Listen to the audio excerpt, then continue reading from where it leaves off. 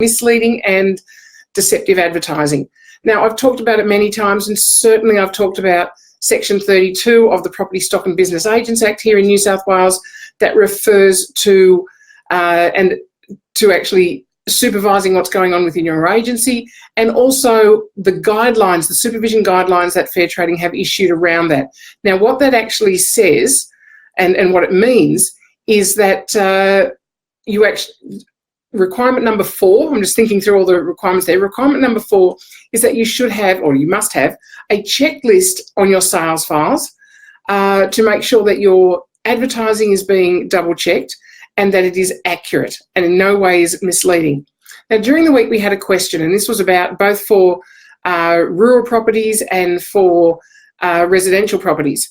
And it was the agents were operating out in a regional area. And yeah, guys, we know in the regional areas you are doing it so tough, and your clients, your farmers are doing it really tough, and their properties don't look great.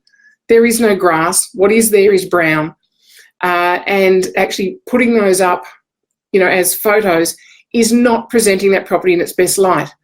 But if you put them up with last year's photos or 2 years ago photos of the grass being very green, you know the answer. And the guys that even asked these questions this week, you knew the answers. This is, as usual, it's an amazing thing.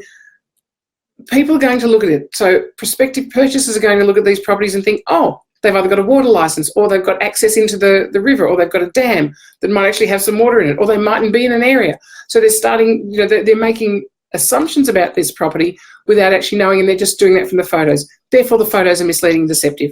So no difference from, somebody doctoring a photo with Photoshop and taking out the electricity lines, or taking cars out that are, or building next door, or lying on the ground and taking a photo where it doesn't show that there's an enormous building behind it. So all the things that we've heard about and have been in the press over the years, yet again, just a reminder that your advertising needs to be very clear and not misleading.